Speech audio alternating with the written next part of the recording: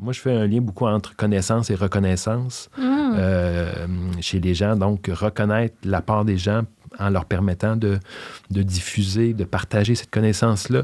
Je pense qu'il y a une clé là, dans les organisations qui gagnerait à explorer. Quand on cherche des façons de retenir les gens, je pense de reconnaître les connaissances qu'elles ont puis à quel point c'est important pour l'organisation.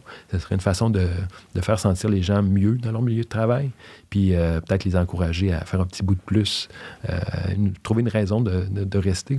Oui, puis tu sais, souvent, c'est le fun d'avoir du défi, puis quand tu es rendu plus loin dans ta carrière, peut-être que de former les gens, ça peut être une nouvelle Absolument, une espèce de mentorat institutionnalisé, vraiment implanté dans l'organisation comme une pratique courante, de dégager des gens, peut-être qui ne veulent plus faire des mandats ou de faire le travail qu'ils font 5 jours par semaine, mais pourquoi pas la dégager dans une dernière année de carrière pour qu'elle commence à distiller sa connaissance au bon moment, avec le bon tempo. Vous écoutez La Talenterie, votre meeting du vendredi.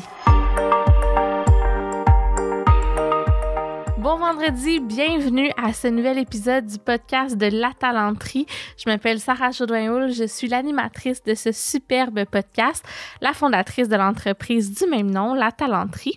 Et on parle à La Talenterie d'entrepreneuriat, d'innovation sociale et du monde du travail à chaque semaine.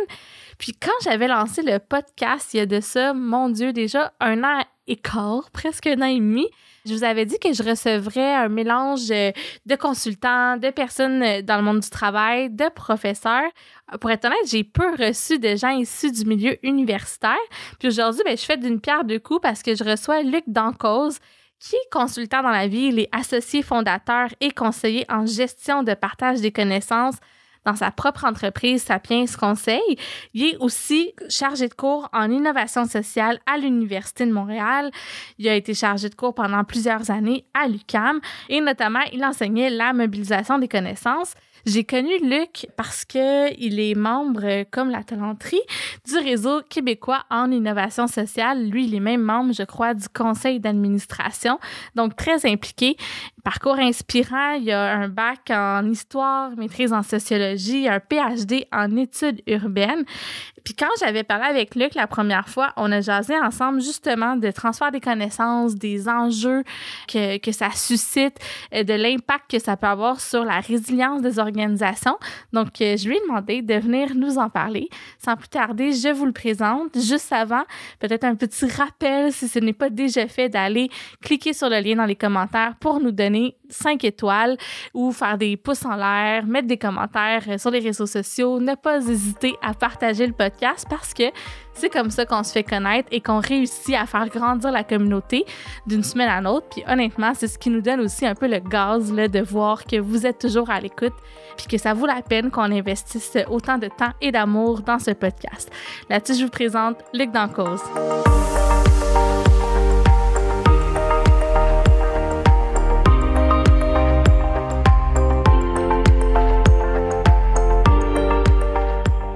Bonjour Luc. Bonjour Sarah. Écoute, je vais faire ta bio rapidement parce que t'en fais pas mal des affaires.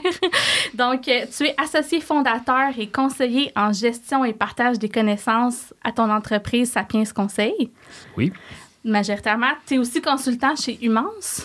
Oui, je fais des mandats avec Humance à l'occasion. OK, bon. Fait que c'est en gestion de connaissances aussi? Oui, en gestion de connaissances. OK. Tu es chargé de cours en innovation sociale. C'est un cours dans le certificat en créativité et innovation de l'Université de Montréal. Puis tu as aussi été chargé de cours pendant comme 14 ans à peu près à l'UQAM, est-ce que je me trompe? J'ai été chargé pendant plusieurs années. Il a fait mon doctorat, j'ai collé là pendant un instant. Puis j'ai aussi des charges de cours en Colombie. Depuis 4 ans, je suis chargé de cours pour la Universidad Pontificia Bolivariana de Medellín, où j'enseigne aussi la gestion des connaissances. C'est vrai, wow. Fait que t'es vraiment un vrai spécialiste. Puis en plus, écoute, t'as un baccalauréat, une maîtrise, puis un PhD en études urbaines aussi. Oui. Fait que pas pire solide. Puis on parle justement de ton domaine de prédilection, le fameux partage des connaissances. Je suis super contente de te recevoir pour en parler. On a eu une conversation informelle à un moment donné, toi et moi. Puis je trouvais ça le fun de voir à quel point c'était quelque chose de clé, tu sais, dans la résilience, j'ai envie de dire, des organisations. Fait que veux-tu commencer par nous expliquer en gros, là, c'est quoi le transfert des connaissances?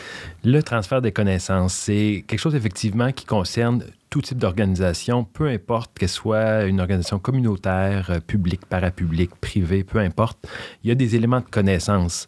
Il y a des éléments de connaissance. En fait, c'est le capital, je dirais, principal de la majorité des organisations. Et c'est ce qui surprend quand on voit à quel point c'est peu traité, peu abordé. On accorde peu d'importance à cet aspect-là. Et pourtant, c'est un capital important. Et le transfert de connaissances, en fait, le nom est bien mal choisi. On parle de transfert de connaissances comme si on parlait de quelque chose qui se transigeait, qui pouvait se transférer tel un objet qui se passe d'une personne à une autre. Bon, je quitte le lieu, je te cède cet objet. Ça ne fonctionne pas comme ça, la connaissance. Donc, le mot est mal choisi. C'est pour ça que souvent, je parle plutôt de partage de connaissances, qui, je pense, est plus juste. Mais transfert de connaissances est bien reconnu. C'est quelque chose que les gens comprennent relativement bien. Alors, bon, on ne se formalise pas du terme qui est utilisé, même s'il est un peu imparfait. Oui. Puis c'est l'idée, dans le fond, comme tu dis, de partager tes connaissances, donc de s'assurer qu'elles ne quittent pas avec un individu ou qu'elles ne sont pas emprisonnées dans la tête de quelqu'un. Bien, exactement. C'est ça, qu'elle soit partagée, qu'elle bénéficie à plusieurs personnes, parce que c'est ce qui est beau avec la connaissance, c'est qu'elle n'est pas exclusive. Elle n'a pas à être dans la tête d'une seule personne à la fois. Au contraire, elle peut se partager. Puis il y a de là bien des bénéfices pour les organisations comme pour les individus qui a un partage. Mais pour ça, ça prend des outils, ça prend des dynamiques qu'on doit instaurer. Puis ça prend un peu de volonté, un peu d'effort pour y arriver. Si on ne veut pas juste laisser le partage naturel, si on veut être un petit peu plus proactif, il y a quand même des choses à faire pour que ça se fasse bien. Bien, quoi, justement, veux-tu nous parler un peu vite des grandes façons qu'on peut partager des connaissances? Bien, les connaissances peuvent être partagées, évidemment, au quotidien, en faisant les activités professionnelles. On se partage toujours un peu de connaissances, ne serait-ce qu'en se voyant aller, lors de discussions pour préparer des dossiers, dans le moment de faire certaines actions. Ça, c'est une façon, évidemment, lente, mais très intégrale de se partager des connaissances, dans toute la finesse des connaissances. Aussi, il y a des activités concrètes pour essayer de partager les connaissances dans les organisations. Malheureusement, souvent, les organisations, les principales activités de connaissance qu'ils ont, c'est lorsque quelqu'un part. On essaie de récupérer un peu des connaissances et c'est bien malheureux parce que c'est probablement le pire moment où faire du transfert de connaissances parce que la personne qui s'en va a déjà un peu l'esprit ailleurs. Souvent, c'est fait un peu de façon précipitée et la personne vers qui on veut transférer, si elle est là, est souvent pas en mesure de capter toute la connaissance qu'on voudrait bien lui transférer. Alors, c'est un moment très réduit et qui fonctionne plutôt mal en général, malheureusement.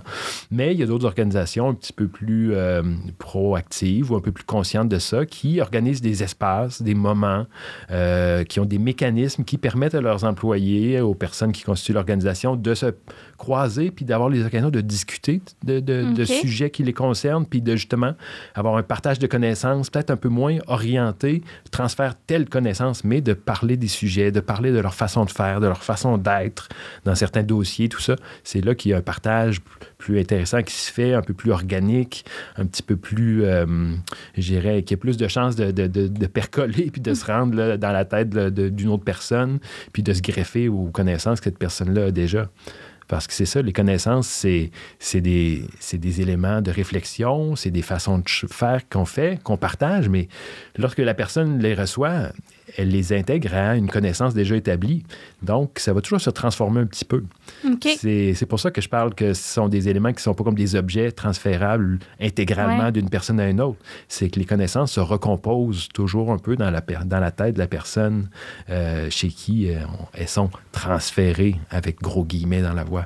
Oui, puis j'imagine aussi avec les contextes d'organisation qui évoluent à un moment donné, ça fait en sorte que les façons de faire aussi... Oui, bien, les façons de faire évoluent, effectivement. Les connaissances ne sont pas figées. Évidemment, il y a certaines connaissances qui sont plutôt ancrées et qu'on utilise de façon continue. Il y a des pratiques qui sont stabilisées. Mais la majorité des pratiques en organisation évoluent, même si c'est tranquillement, ça évolue néanmoins.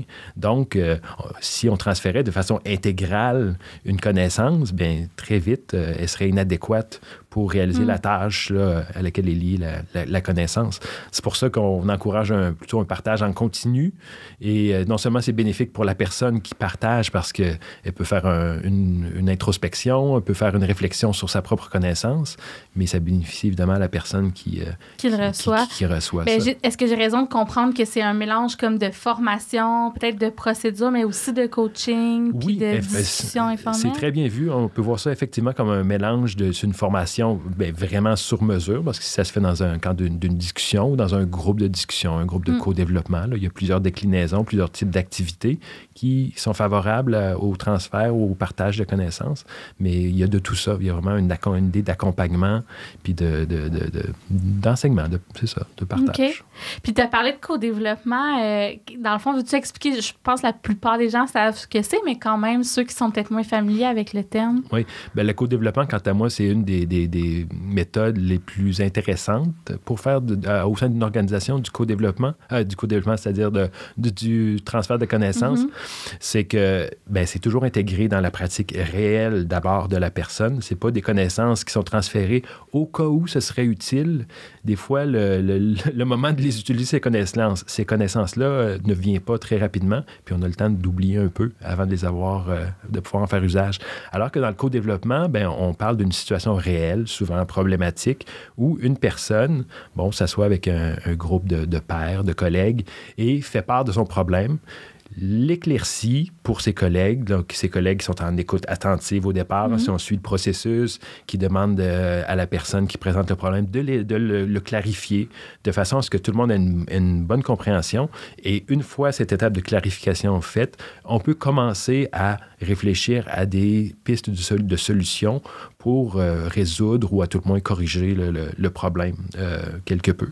Mais il y a toute cette étape-là. Alors, il y a non seulement la personne qui présente son problème qui bénéficie des connaissances de ses pairs, mais les pairs aussi, dans cet échange-là, vont y chercher quelque chose. Ils amènent leur expérience sur la table, mais ils peuvent, après avoir décortiqué le cas avec la personne qui le présentait, tirer des bénéfices de ça. Donc, c'est un processus qui est bénéfique pour toutes les personnes qui sont impliquées. Puis, en plus, ça permet, c'est ça, entre collègues de donner quelque chose, de faire une contribution pour désempêtrer quelqu'un d'une situation des fois fâcheuse. Alors, c'est quelque chose qui est très bénéfique. C'est comme un peu de la très pratique. Mise en commun d'expertise. C'est une mise en commun, mais ce qui est intéressant avec le co-développement, c'est surtout que c'est un processus relativement simple dans les règles de base. Évidemment, on peut y aller dans des méthodes, plus une application extrêmement rigoureuse, mais c'est un processus qui est, par sa simplicité, mène toujours à des... Moi, toutes les fois où j'ai assisté, où j'ai participé à des séances de co-développement, ça a mené à des solutions intéressantes, puis une croissance, je dirais, de toutes les personnes impliquées autour de la table. Donc, la simplicité est une des forces, je dirais, de ce processus. Oui, puis j'en ai fait une fois seulement un vrai, là, tu sais, comme formel, organisé par l'ordre, puis tout ça, des conseillers ressources humaines.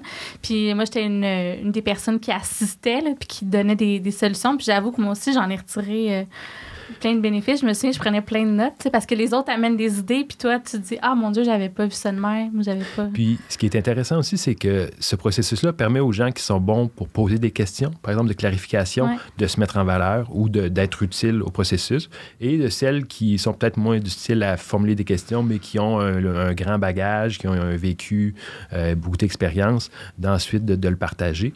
Donc, ça va chercher différentes facettes de nos connaissances, puis les personnes qui aient peu ou beaucoup d'expérience sont en mesure d'avoir une contribution dans ce processus-là. Alors, il n'y a personne qui est vraiment laissé de côté. Même le plus junior des collègues peut des fois avoir un petit apport dans cet éclaircissement-là d'une situation ou comment ébaucher une solution. Peut avoir une contribution qui soit valable. Alors, c'est valorisant aussi pour tout membre de l'équipe, là. Tellement. Puis, je vais être honnête avec toi, tu sais, quand on avait commencé à parler de transfert des connaissances, moi aussi, j'avais un peu la vision que c'est pour préserver quand les gens quittent l'organisation. Je le voyais moins comme un partage ou, tu sais, du développement. Comment tu distingues, mettons, le partage des connaissances, transfert des connaissances du développement ou de la formation dans une organisation? En fait, les deux devraient être liés. Je veux dire, j'ai de la difficulté à comprendre, en fait, et j'y assiste malheureusement souvent des organisations qui c'est comme si c'était une activité autonome. On a une personne qui quitte, veut avoir quelqu'un qui vient, puis on essaie de faire un processus où il va y avoir un transfert de ce qui est connu, au lieu de voir ça dans une vision plus globale où on veut que son personnel apprenne tout au long de leur parcours dans l'organisation, mais même au-delà. Tu sais, on forme des fois dans l'organisation des gens qui vont aller œuvrer ailleurs par la suite, puis c'est correct. Des fois, on a des gens qui ont été formés ailleurs puis qui atterrissent dans notre organisation. C'est parfait aussi. Mais donc, je pense que les organisations devraient avoir une fonction apprentissage, développement, et la fonction transfert se verrait, intégrée à ça, et on n'aurait plus à faire du transfert au moment du départ. S'il y avait un partage de connaissances en continu entre les personnes qui forment l'organisation, l'organisation serait plus, tu parlais de résilience au début, serait plus résiliente parce qu'il y aurait une meilleure diffusion de la connaissance. Il ferait en sorte que le retrait d'une seule personne ne pourrait pas faire en sorte que la connaissance quitte avec cette personne-là. Donc, l'organisation serait plus en mesure, même si c'est des gens qui peut-être qui ne maîtrisent pas autant, disons, un savoir-faire particulier, même s'ils le maîtrisent un peu moins, c'est mieux qu'une perte sèche avec une personne qui s'en va avec sa connaissance. Donc, une organisation qui prend les moyens pour avoir du partage de connaissances puis de la formation en continu va être vraiment mieux prête à faire face à un roulement de personnel ou un départ à l'impromptu pour cause de maladie, une retraite qui arrive plus rapidement que prévu. Ça se voit souvent, mais bon, les organisations sont souvent pas prêtes, malheureusement. Oui, puis là, tu parles de quand une personne part, mais tu sais, moi, pour l'avoir vécu, j'ai travaillé dans des grandes organisations comme, mettons, Sun Life, où il y avait des départements entiers qui avaient été mis à pied, puis après ça, ces connaissances-là, ce savoir-faire-là, c'est perdu. Fait qu'il y a tout l'aspect des connaissances, mais il y a l'aspect aussi du business acumen, là, tu sais, ou de l'historique, la connaissance de l'historique de l'entreprise. Absolument. Il y a encore des organisations qu'on connaît qui sont renommées pour une certaine connaissance, mais quand on ouvre le capot, on se rend compte que les pièces sont plus là. Ce qui a donné cette aura ou cette renommée quant à la connaissance ou leur expertise, les gens ne seront plus là, mais souvent les organisations vont un peu sur l'élan. Des fois, ça peut frôler un petit peu la fraude, là, au sens où peut-être c'est pas tout à fait exact, que cette connaissance-là, elle est bien maîtrisée, tout ça. Mais bon, des fois, ils ont l'intention de recombler les trous qui ont été causés par les départs. Mais des fois, ça périclite, puis c'est plus des firmes qui arrivent à donner ce service-là de façon, impeccable. Oui. Fait que c'est vraiment tu sais, on parlait de résilience, ça, c'est vraiment une menace, là, c'est quoi le mot? Ou un risque, en fait, pour une organisation de ne pas gérer ce partage des connaissances-là. Absolument. C'est un risque et c'est, comme je le disais plus tôt, ça me surprend énormément avec toutes les façons que recherchent les organisations pour se démarquer, pour faire fructifier leur capital et tout ça. Le peu de cas fait au capital connaissance dans les organisations est quand même surprenant, alors que pour certaines, de valoriser ça, de le faire fructifier serait une façon de se démarquer puis de devenir des leaders dans leur secteur et tout ça. On laisse les gens quitter puis on essaie de faire du rattrapage avec des activités de transfert en fin de parcours. C'est vraiment à très courte vue de le faire de cette façon-là. Puis, pourtant, c'est un potentiel insoupçonné et extrêmement riche. Oui, puis tu parles que ça peut nourrir les gens de eux-mêmes, transmettre leurs connaissances, avec le vieillissement de la population. J'ai l'impression, écoute, là, c'est zéro scientifique ce que je dis, mais mon feeling, c'est qu'en vieillissant, il y a beaucoup de gens qui ont envie de redonner, de partager leur expertise. Est-ce que tu penses que c'est une façon de retenir puis de mobiliser? Je dirais que c'est souvent la clé que j'utilise pour faire en sorte que des gens qui on demande au moment où ils vont quitter, trop tard, mais je leur demande de se prêter au processus, de s'asseoir avec un junior ou des fois de simplement de se confier à moi, puis moi, j'essaie de capter un peu ces connaissances-là dans le cadre d'un document qui est un document de sauvegarde de connaissances parce que c'est le mieux qu'on arrivera à faire dans ces cas-là, mais j'essaie de la convaincre de ne pas se désengager puis de penser en termes de legs qu'elle veut faire à l'organisation. Ça, souvent, on sent que les gens s'animent un peu puis trouvent un peu l'énergie en eux pour se prêter à l'exercice. Autrement, c'est un peu difficile des gens qui partent. On ne connaît pas toujours dans quelles circonstances elles s'en vont. Ouais. C'est pas toujours en bons termes. Alors, des fois, de leur demander de faire un dernier cadeau à cette organisation-là, ça peut être un peu difficile. Mais quand on parle en termes de... On pourrait vous reconnaître que c'est vous qui avez amené cette connaissance-là, qui l'avez développée.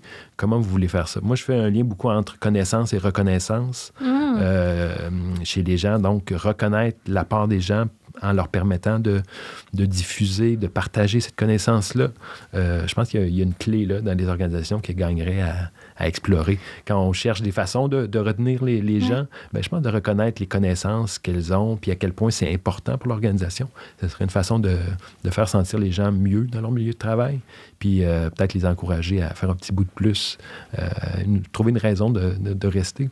Oui, puis tu sais, souvent, c'est le fun d'avoir du défi, puis quand tu es rendu plus loin dans ta carrière, peut-être que de former les gens, ça peut être une nouvelle un nouveau souffle. Absolument, une espèce de mentorat institutionnalisé, vraiment implanté dans l'organisation comme une pratique courante, de dégager des gens, peut-être qui ne veulent plus faire des mandats ou de faire le travail qu'ils font 5 jours par semaine, mais pourquoi pas la dégager dans une dernière année de carrière pour qu'elle commence à distiller sa connaissance au bon moment, avec le bon tempo, puis avec la bonne personne. Ça serait beaucoup plus productif que de prendre 2 semaines avant son départ à travers les boîtes qui se font, dans l'urgence, de transférer des connaissances, puis d'essayer de faire un topo complet, une carte de connaissances, puis ensuite de la transférer. Bien, si on y allait, ne serait-ce qu'un an avant le départ, ce serait déjà une pratique plus gagnante. Ce n'est pas encore l'instauration, comme je le disais tantôt, de pratique en continu.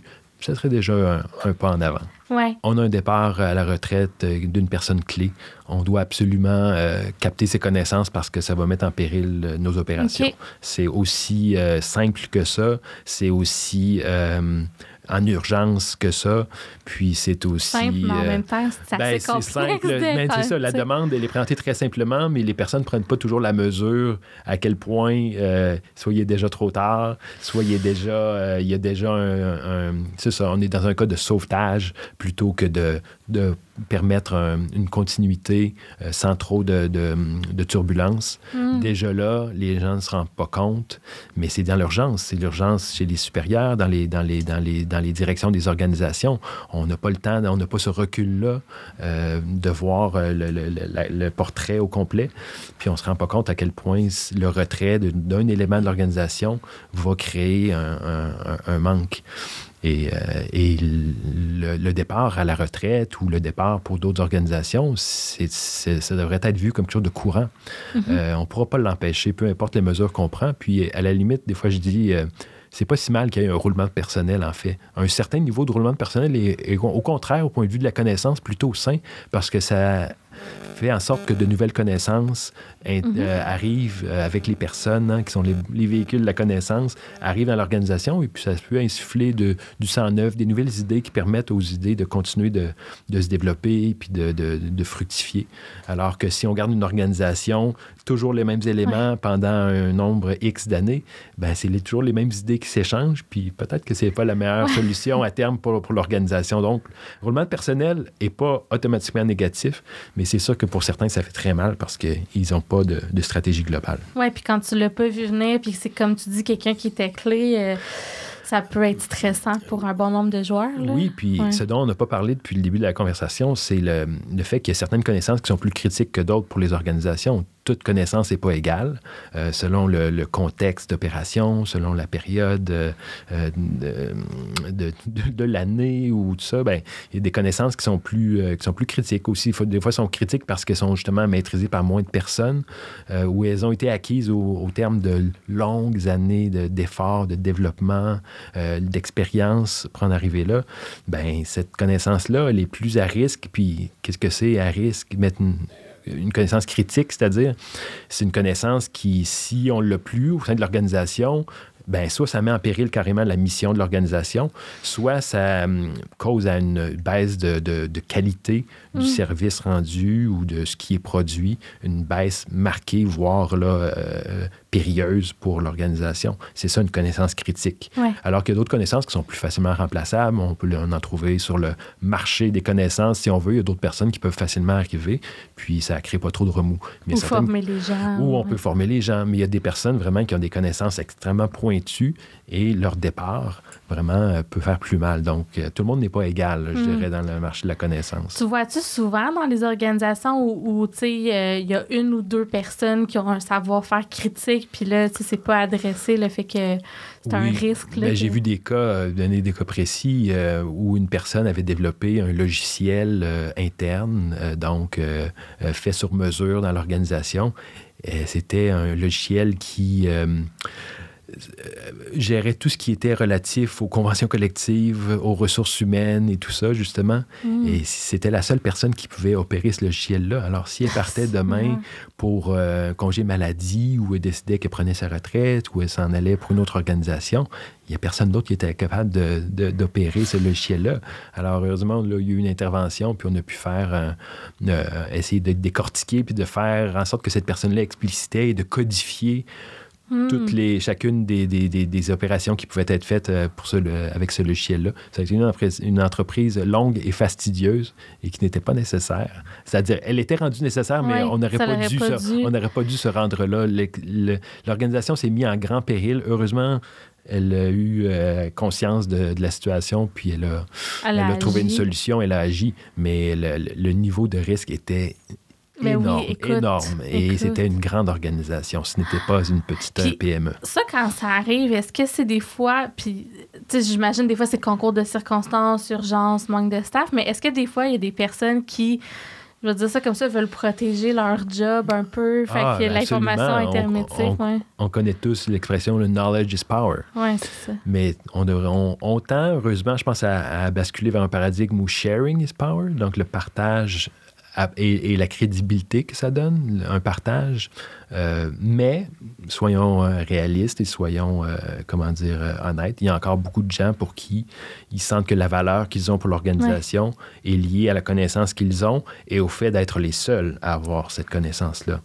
Donc, peuvent se permettre certains comportements ou juste le simple fait de ne pas se sentir menacés d'être remplacés ou peuvent sentir que s'ils forment quelqu'un d'autre ou s'ils partagent leur connaissance, bien, ils sont à risque de perdre leur poste. Est-ce qu'elles ont complètement tort de penser ça? Peut-être que dans certaines organisations, effectivement, il y a certains patrons qui sont un peu moins, peuvent profiter, effectivement, pour éliminer quelqu'un, pour vraiment s'en débarrasser. C'est possible. On ne peut pas dire le contraire. Il y a peut-être certains cas d'espèce où c'est la situation. Mais, en tout cas, bien souvent, l'individu décide de retenir l'information de façon volontaire, retenir les connaissances pour des raisons stratégiques. Mais malheureusement, c'est une perte pour toute l'organisation. Oui, puis je te demandais ça aussi parce que je me dis, ça veut dire que quand tu es rendu là, tu fais ce constat-là, il y a sûrement une part de gestion de changement avec la personne où il y a un côté comme psychologique où il faut que la personne collabore avec toi pour que tu puisses capter ses connaissances, j'imagine. Il faut que tu la convainques. Absolument, oui. J'ai vu certaines interventions où la personne avait été remerciée. Elle n'avait pas eu une promotion et puis elle avait décidé de quitter. J'ai réussi à la convaincre par, justement, cette idée dont on parlait tout à l'heure de faire un leg et tout ça. Mais tout au long du processus, il y avait quand même toujours une idée qui me trottait dans la tête, à savoir, est-ce que c'est avec quel est le niveau d'effort de cette personne-là pour être fidèle, pour bien décrire ses connaissances, bien décrire ses tâches et tout ça. Ça m'animait toujours à savoir, essayer de détecter à quel point il m'en cache-tu, il en garde-tu. Est-ce qu'il essaie de manipuler le processus et tout ça? Il y a toujours ça aussi. Donc, effectivement, je peux que me fier à la parole de la personne puis essayer soit de la rendre à l'aise ou de lui faire voir les avantages pour elle, pour l'organisation, qu'elle se prête au processus. Mais c'est toujours délicat, puis ça demeure toujours quelque chose de très au ressenti. C'est-à-dire, si je sens que la personne le fait honnêtement et tout ça, mais je peux jamais vraiment dire. Il n'y a rien qui est un marqueur parfait de savoir si la personne s'investit pleinement puis est honnête et tout ça dans le processus. Oui, il faut que tu aies confiance quelque part. Là. Absolument. Mon travail dans des cas comme ça, c'est de poser les bonnes questions, essayer de faire de la clarté, puis on s'inspire un peu du co-développement, là, justement,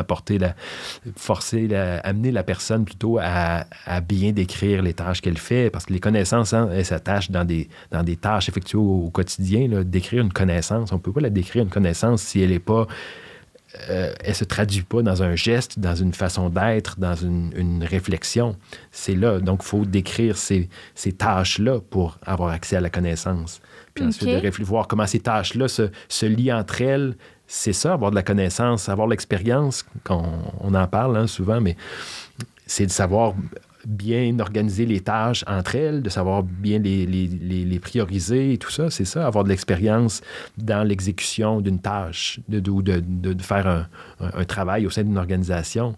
C'est de savoir, pas juste décrire la tâche, mais de savoir comment elle se situe, quand il faut la faire, par rapport à quelle autre tâche. C'est là que le savoir d'une personne se déploie puis qui devient utile à une autre personne. Ouais. Puis j'avoue que documenter, c'est une affaire, mais de le vivre puis d'être plus comme en coaching qu'au développement. Oui, puis c'est ce que je dis. Quand les gens font appel à mes services pour avoir du transfert de connaissances en fin de processus, c'est-à-dire au moment où les personnes quittent, je leur dis toujours, ça me fera plaisir de le faire pour vous, mais je veux que vous soyez bien conscients que c'est pas la façon optimum de conserver les connaissances ou de les faire se développer davantage. Je vais le faire parce que c'est mieux que rien, mais vous auriez intérêt à investir les ressources, l'énergie dans le développement d'un processus en continu. Systématiquement, je reviens là-dessus. Donc, c'est ça. Mais j'essaie de mettre de la clarté comme ça, poser les bonnes questions. Et le document qu'on arrive à développer ou quand on a la chance d'avoir la personne qui va prendre la relève, c'est certain qu'il y a de la perte dans le transfert parce qu'on ne peut pas être certain à 100%, par exemple, que la personne qui va prendre le relais a les capacités, les connaissances de base pour acquérir les nouvelles connaissances. Je disais tout à l'heure que toute connaissance qui est acquise vient se greffer à un bagage de connaissances préalables. Bien, ça fait un nouveau mélange. Des fois, il peut être bonifié, mais parfois, il peut y avoir encore un petit vide qui fait que l'exécution de la tâche, ensuite, ne sera peut-être pas... la personne n'était peut-être pas prête parfait, à le savoir. Ou elle pense comprendre. Puis on essaie, dans ces processus-là, on essaie de mesurer le mieux qu'on peut, à savoir mais ce qu'on peut faire, comme on ne peut pas encore mesurer d'impact, à savoir est-ce qu'il fait bien la tâche et tout ça, sauf en faisant peut-être une évaluation 6 mois plus tard. Mais sur le coup, on peut que se fier sur le sentiment de maîtrise d'une tâche. Est-ce que je peux bien en parler? Première chose. Est-ce que je peux bien le faire? Mais c'est de l'auto-évaluation. Puis au fil des séances, on re-questionne la personne pour voir. Puis ce qui est intéressant, c'est que souvent, au début, on se sent incompétent. Là, soudainement, on se sent, on devient beaucoup plus compétent. Et là, on atteint souvent un plateau, puis une rechute, parce qu'on prend conscience de la complexité de la tâche qu'on essaie de nous enseigner. Et là, on repère un peu confiance. Mais souvent, après ça, c'est resuivi d'une autre croissance, parce que là, on commence à bien vraiment la comprendre, parce que là, les séances se sont enchaînées, et là, vraiment, on commence à mieux comprendre la tâche qu'on essaie de nous enseigner. Et là, une véritable maîtrise. Je comparais ça un peu à l'apprentissage d'une langue, des fois. Apprendre les balbutiements de l'espagnol, on acquiert très vite les mots de base pour se débrouiller. Mais quand on se décide qu'on veut bien parler l'espagnol, puis qu'on veut le parler même jusqu'à parfaitement, ben on se rend compte que c'est une langue qui a ses complexités, tout ça, même si la base peut se maîtriser facilement, bien le parler avec les temps de verbe adéquats et tout ça au bon moment, ben c'est un peu plus complexe. Ben l'apprentissage d'une tâche, il y a un peu de ça aussi. Donc, il y a comme un cycle qu'on reconnaît souvent chez les apprenants. Ben, fait que d'où l'importance de s'y prendre à l'avance puis de ne pas attendre d'être comme devant... Absolument. Vaut mieux que la personne peut-être commette ses premières erreurs quand la personne senior est encore là et peut peut-être faire un peu de mentorat, faire un peu de coaching, puis du calibrage. Mais des fois, même dans les processus de transfert, déjà, des fois, il y a des exercices qu'on fait faire où déjà la personne commence à substituer à la personne qui était en place pour commencer à faire les tâches, je sais pas, l'animation d'une réunion, par exemple, où la personne reste en retrait, le senior reste en retrait, mais peut faire des commentaires sur la personne. Donc, quand on fait un plan de transfert de connaissances, ben il y a ces activités-là de transfert. C'est pas juste d'asseoir 2 personnes à une table puis expliquer son travail. Ben OK, là, il y a une réunion où tu auras l'occasion de mettre en pratique cette compétence-là, ce savoir-là qu'on essaie de transférer. Ben, on va faire un exercice et on va voir ensuite ça. Vous pourrez débriefer sur la nature de comment tu t'es senti, comment la personne a réussi à exécuter ou non, avec aisance ou non, la tâche.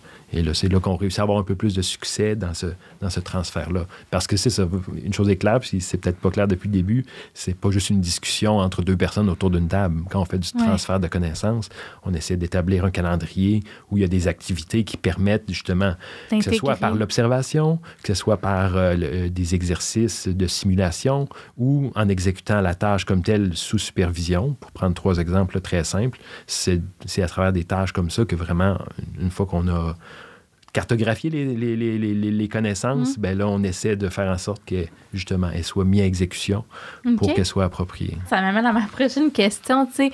Est-ce que les technologies, parce que tu dis, bon, c'est pas tout qui peut se codifier, les technologies, est-ce que ça l'aide? Est-ce que ça nuit au transfert des connaissances? J'aime beaucoup comment tu avances, tu présentes la question. Est-ce que ça aide? Sans doute. Est-ce que ça nuit? Sans doute. C'est probablement dans les deux côtés. Je pense que quand je dis que ça nuit, c'est que ça peut procurer un faux sentiment de sécurité. On peut tout capter, là, on peut tout filmer, on en a de la donnée dans des disques durs, là, des téraoctets et plus de connaissances accumulées, tout ça. Est-ce qu'on va aller la consulter? Est-ce qu'on a les bons mécanismes? Est-ce qu'on a la bonne culture organisationnelle? On n'a presque pas parlé de culture depuis le début, mais il y a une question de culture là-dedans, là, de qu'est-ce qu'on en fait de notre connaissance, comment on la partage au sein de l'organisation. Est-ce qu'on donne la chance aux gens d'aller apprendre, se plonger dans la connaissance ou prendre du temps pour réfléchir, pour la codifier, cette connaissance-là qu'ils ont en tête? Donc, une bonne technologie peut faciliter, disons, de la codification, peut faciliter le partage entre, je sais pas, une équipe qui serait délocalisée, tout ça. Mais la meilleure des technologies ne va pas se substituer à une culture. Puis si la culture, c'est juste de capter, mais c'est de rien faire ensuite, ben c'est pas mieux qu'un vieux document sur une tablette qui prend la poussière. Alors, on peut rester au même point, puis de pas être vraiment... La technologie ne permet pas de tout régler. Dans ce sens-là. Mais est-ce qu'elle facilite au sens de capter le son, l'image et tout ça? Oui, ça facilite. C'est plus accessible. Il y a beaucoup d'outils qui sont démocratisés, qui sont plus accessibles. Il y a des façons de capter les choses, de faire des cartes mentales là, à l'informatique, plutôt que d'avoir juste des dessins, papier, tout ça. Oui, ça se partage mieux, tout ça. Alors, il peut y avoir des bénéfices, mais c'est pas instantané, c'est pas automatiquement mieux parce qu'il y a de la technologie. Mais est-ce que tu utilises beaucoup mettons, la vidéo? T'sais, est-ce que ça, c'est quelque chose que toi, quand tu captes... Pas dans les pratiques telles que je les ai faites, mais dans ce que je préconise, dans ce que je recommande aux organisations qui veulent implanter plus, justement, des processus plus en continu. Par exemple, d'avoir un booth, une cabine où les gens peuvent aller, justement, un peu faire de la présentation, développer des capsules sur certains aspects de leur connaissance, sur une thématique particulière ou dans un type de projet en particulier. Ça peut être une façon, des fois, il y a des gens qui sont pas trop, c'est pas l'écriture qui est leur truc, d'avoir de la captation d'images puis de son dans un contexte, puis si on veut, dans des conditions qui sont optimum pour avoir un bon son, une bonne image, tout ça, puis qui sont agréables, dont on peut faire un produit intéressant pour qu'il soit revisionné par la suite ou combiné à d'autres choses pour en faire différents produits d'enseignement et tout ça. C'est très intéressant, là. C'est sûr que c'est quelque chose qui peut être très bénéfique. On est dans une culture, beaucoup de l'image, du son, de plus en plus, de moins en moins dans l'écrit. Donc, c'est certain que c'est des médiums qui peuvent être mis à profit là, dans les organisations. Puis, heureusement, c'est beaucoup plus accessible que ça l'était il n'y a pas si longtemps encore. Oui, puis ça m'amène à me demander, tu sais, avec la pandémie, justement, avec le fait qu'il y a beaucoup moins de présentiel, les gens sont plus en télétravail. En plus, il y a eu un gros roulement de personnel. Si on a parlé de la grande démission, est-ce que tu observes plus de besoins ou de crises, là, j'ai envie de dire, autour de ça? J'entends les gens avec un niveau redoublé d'inquiétude quant à la capacité de combler des postes. Ce qui veut dire aussi, ils le disent pas, mais c'est en sous-texte qu'il y a les connaissances qui viennent avec ça. Fait que c'est sûr qu'il y a une inquiétude par rapport à ça, que je dirais que oui, qui augmente. Mais je pense que les gens sont encore en train de vivre le choc de la pandémie, de l'assimiler, de le digérer. Puis, j'ai pas encore tant de gens qui sont, OK, là, on a décidé qu'on prenait les moyens pour instaurer un processus de partage de connaissances pour qu'on soit prêt à faire face aux turbulences qui s'en viennent et tout ça, parce que la pénurie de main-d'œuvre, ça n'achèvera pas là, de sitôt. Non, il faut apprendre à... C'est peut-être comme le virus, il faut apprendre à vivre avec. Ouais. Je pense que c'est la même chose, mais je pense que on est encore dans l'étape de choc et de se remettre un peu de ce choc-là progressivement avant de prendre les mesures pour le faire. J'ai pas vu encore une vague, mais je l'attends. Mais il y a des choses que j'ai attendues très longtemps. Puis pour moi, c'est presque inconcevable que les organisations ne soient pas plus avancées que ça, comme je le disais un peu plus tôt, par rapport aux mesures à prendre pour protéger les connaissances au sein de leur organisation. Oui, ça me surprend. Ça paraît un luxe, et c'est tellement pas un luxe, c'est tellement quelque chose d'essentiel pour la mission même des organisations. J'ai encore de peine à croire comment les gens peuvent voir ça comme étant un luxe qu'ils ne peuvent pas se payer, donc ils n'ont pas le temps de faire. C'est vraiment pas ce serait du temps très bien investi de le faire. Tu dis tu l'as attendu longtemps. Ça fait longtemps quand même que tu fais ça dans la vie. Puis j'imagine que tu dis avec le vieillissement de la population, à un moment donné, puis les départs massifs à la retraite, il y a quelque chose qui va se passer. On a une mine d'or qui est sur le point de prendre sa retraite. Alors, on devrait très, très plus tôt que tard commencer à faire en sorte que les dernières années peut-être de carrière de ces personnes-là se fassent, qu'ils n'aient pas hâte de prendre leur retraite, mais qu'elles soient contentes de rentrer dans une phase de leur carrière où elles vont plutôt être dans un mode coaching, mentorat, avoir la valorisation pour elles. Il me semble que c'est un beau dernier stade de carrière, plutôt que d'avoir juste hâte de quitter, de sentir qu'on aide les jeunes. Puis pour les jeunes, c'est intéressant aussi de pouvoir avoir quelqu'un de l'intérieur qui leur montre et tout ça. Puis ça crée des liens intergénérationnels plutôt que de créer les jeunes et les vieux d'une organisation puis qui se regardent un peu vraiment comme étant deux groupes séparés. Bien, leur permettre d'avoir des expériences conjointes pourrait être très, très bénéfique pour l'organisation. Ouais. Mais vraiment, il y a tout quelque chose à faire. Là. C'est-à-dire, là, des fois, on entend des rappels des gens qui étaient retraités, puis on les rappelle pour refaire. Pourquoi pas avoir pris la décision avant 2, 3, 4, 5 ans avant la retraite, de dire, OK, on passe en mode moitié tâches habituelles, moitié mentorat et tout ça. Moi, je pense qu'il y aurait toutes sortes de choses à explorer dans ce genre d'activité-là, à la mesure de ce que peuvent faire les organisations, et ce ne serait pas de l'argent balancé par les fenêtres. Je suis convaincue, puis je suis certaine que, comme tu le dis, les deux générations voient le bénéfice, tu sais, puis c'est le fun aussi là, de pouvoir profiter de l'expérience de quelqu'un quand tu es en début ou milieu de carrière. Oui, puis c'est pas l'idée de faire la leçon. Là. Si on l'instaurait d'une façon plus continue, puis on prend le mot à la mode bienveillante, ben peut-être que ça rendrait les rapports un peu plus harmonieux, plutôt que de voir des vieux qui déplorent comment les jeunes n'ont pas de bonne méthode de travail, comment ils ne sont pas fidèles à l'organisation, comment et je ne sais quoi. Puis de l'autre côté, des vieux qui ont juste envie de prendre leur retraite dans le regard des jeunes. Ben peut-être qu'on aurait un petit peu plus de participation vraiment avec un peu plus de cœur dans les organisations, je ne sais pas, mais en tout cas, on aurait des éléments plus productifs et valorisés, qui se sentent valorisés et non pas poussés vers la sortie. Puis qui apprendraient aussi, parce que, tu sais, comme tu disais, dans le partage de connaissances, il y a la notion de co-développement. Oui. Fait que j'imagine les plus jeunes peuvent aussi faire grandir. Absolument. Je pense qu'on peut apprendre tout au long de sa vie, jusqu'à la dernière année de sa carrière, on peut encore, que ce soit l'intégration de nouvelles technologies, mais limitons même pas ça à l'apprentissage de nouvelles technologies. Sur plein d'autres choses, les jeunes arrivent avec toutes sortes d'idées innovantes qui peuvent venir se greffer à de bonnes pratiques pour en faire d'encore meilleures pratiques, encore plus inspirantes. Fait qu'il y a ça. Puis je suis convaincu que le temps qu'on dégagerait du personnel senior à faire comme ça du mentorat serait facilement comblé par des jeunes qui prendraient de la maturité plus rapidement puis qui deviendraient des éléments plus productifs, plus inspirants, qui amènent une plus grande valeur. Ils le feraient plus rapidement parce qu'ils seraient accompagnés par des gens de l'interne qui comprennent le contexte et tout ça.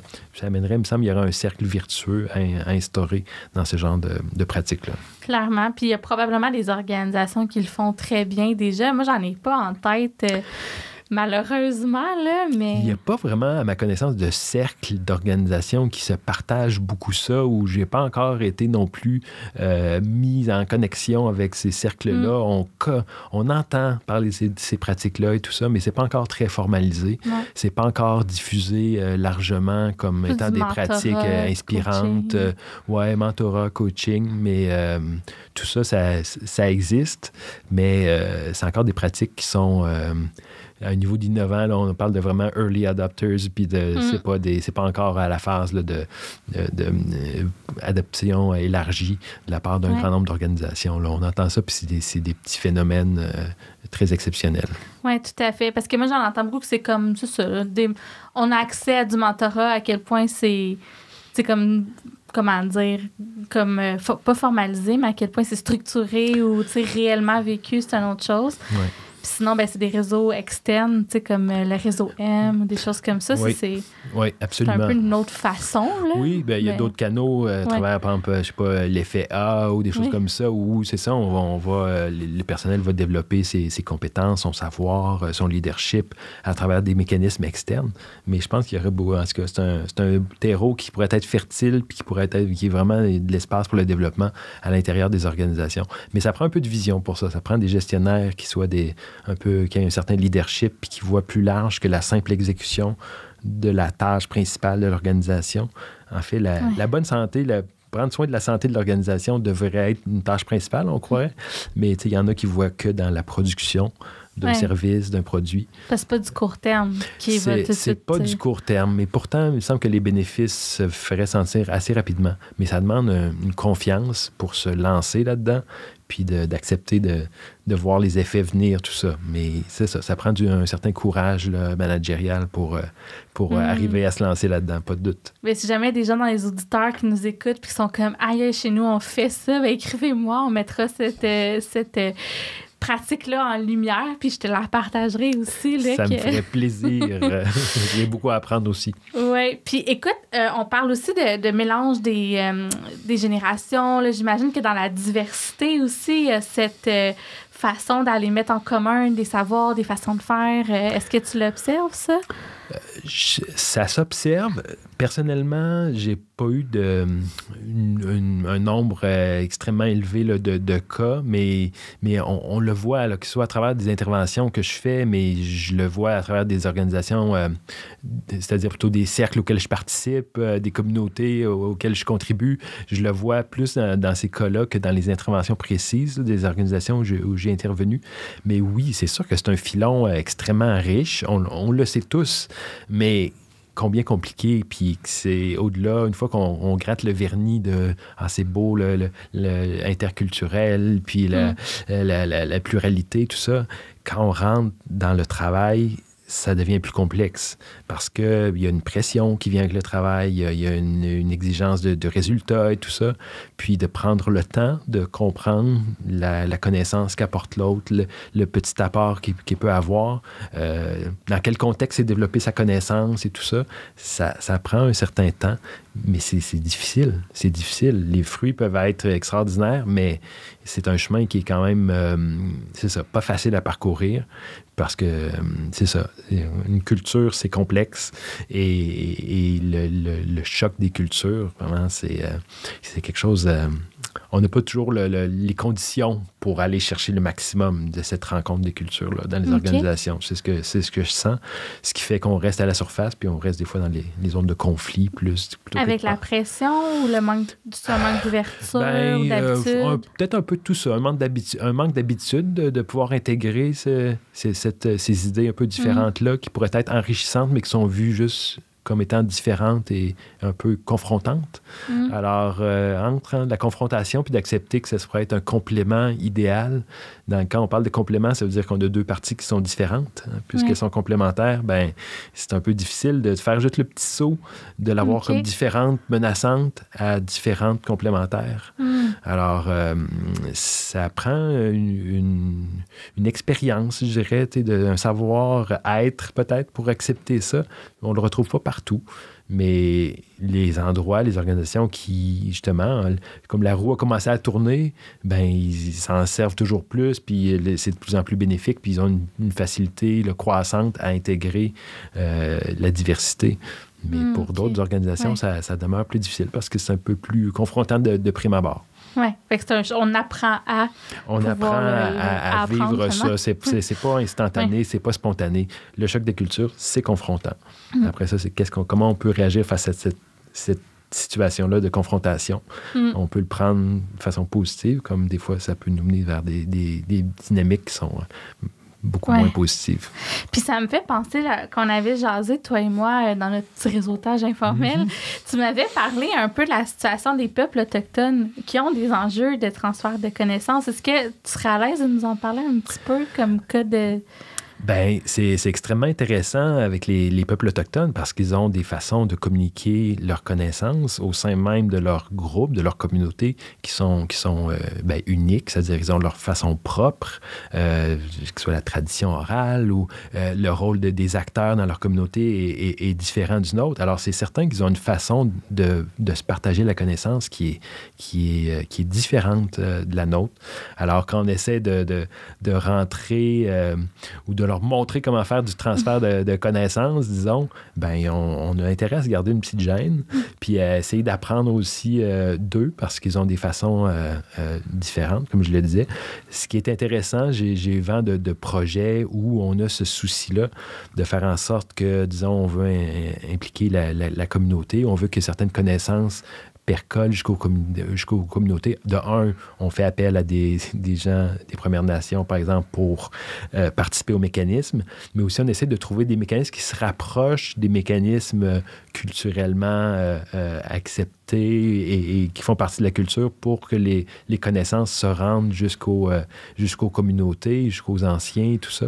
Donc, c'est très intéressant. Des fois, ça peut aller dans l'utilisation de dessins, d'éléments plus qui simplifient certaines idées complexes, mais qui sont plus faciles à partager, puis moins confrontants, moins coincés, des fois, dans le langage qui devient des barrières. Fait que ça, c'est intéressant du point de vue des Autochtones. Puis je pense que les Autochtones, inversement, pourraient assurément nous enseigner sur des façons de considérer la connaissance, puis le passage de la connaissance d'une personne à l'autre, d'une communauté, entre la communauté, ont certainement des apprentissages. Il y a certainement des apprentissages qu'on pourrait faire. Oui, parce que c'est une partie importante de leur culture. Tout le monde a ça, mais même, puis au travail aussi, leur façon d'organiser le travail, tout ça, peut être différente, peut être absolument confrontante, mais je pense qu'on a besoin de s'étudier mutuellement, puis pour mieux se comprendre, mieux se parler, plus dialoguer, pour essayer de tirer profit de cette différence-là, plutôt que de juste vivre le choc de la culture. Parce que les cultures autochtones, tout comme les cultures vraiment d'autres pays, ben c'est ça, on arrive, c'est l'étranger au sein de notre propre territoire, mais on est parfois très éloigné. Fait qu'on a beaucoup de travail à faire. On retrouve des défis là, multiples.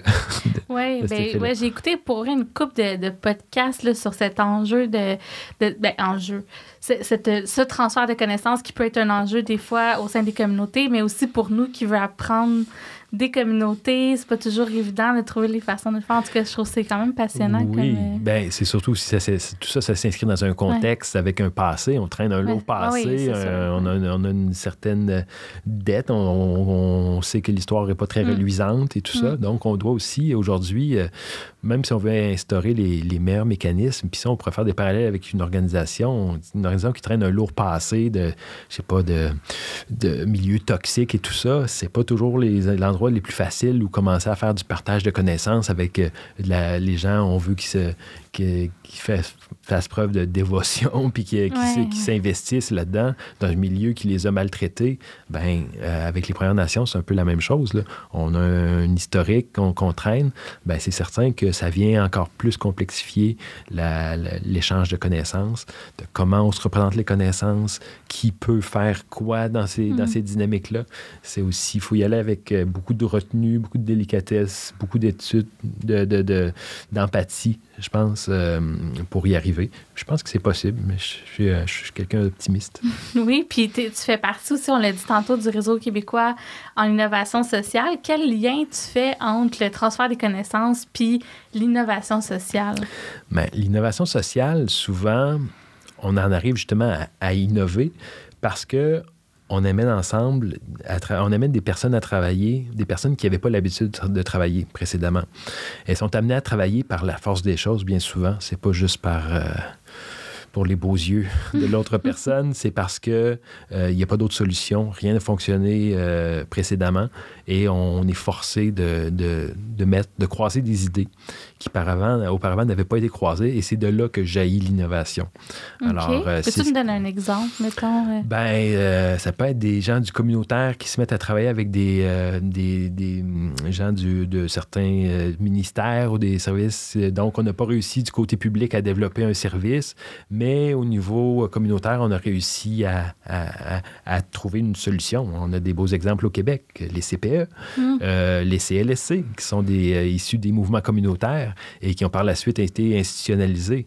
Mais c'est des cas qui ont pris racine dans les communautés, mais très rapidement, il y a des gens du gouvernement qui ont su reconnaître la valeur de ça et qui ont permis encore un développement encore plus intéressant que le produit original. Donc, le croisement de ces connaissances-là du communautaire et des services vraiment ancrés dans la population, pour la population, bien, il y a quand même eu des gens de l'État qui ont su voir ça puis de voir comment on pourrait en faire bénéficier un plus grand nombre. Alors, on a vraiment eu quelque chose de bénéfique, là où chacun a amené sa force sur la table et a pu développer un projet qui était au bénéfice vraiment du plus grand nombre, même au-delà d'une petite communauté. Aujourd'hui, CPE, CLSC, bien, c'est l'ensemble du Québec qui a bénéficié. C'est dans les plus beaux exemples d'innovation sociale où on a, c'est ça, des gens de divers horizons qui se sont joints puis qui ont réussi à trouver des solutions, ma foi, pas piquer les verres. Ben écoute, c'est super éclairant. Merci vraiment beaucoup d'être venu et d'être prêté au jeu. En plus, tu t'es déplacé de loin. Fait que je l'apprécie. Ben, je sais que tu n'es pas venu juste pour moi, là, mais quand même, merci beaucoup. Puis en terminant, qu'est-ce que tu vois pour la suite? Là? C'est quoi sur quoi toi tu vas travailler, tu penses, là, dans les prochaines années? Ah, c'est une excellente question. Tu me prends au dépourvu ici. Ben, dans les prochaines années, je pense que je vais essayer de travailler de plus en plus vers, c'est ça, aider les organisations à créer cette résilience-là dont tu parlais par des pratiques courantes de partage de connaissances. Essayer de rendre ça plus simple, moins épeurant, plus accessible et de se rendre compte que c'est pas un luxe de se payer ça. Et donc, je pense que je vais aller à la chasse là, des cas qui existent déjà pour qu'on arrive à peut-être codifier un petit peu plus ça puis le rendre plus accessible puis c'est ça, moins menaçant parce que je pense que c'est une nécessité absolue pour les organisations dans le futur. Bon, ben merci beaucoup puis je vais réinviter les gens. Si jamais vous avez des belles pratiques dans votre organisation, écrivez à Luc. Je vais mettre ton LinkedIn en lien puis ça te fera des cas d'espèces là, pour continuer à partir à la chasse des entreprises. Merci beaucoup, encore une fois. Merci à toi, Sarah. Je te souhaite une bonne fin de journée. Toi également. Bye bye.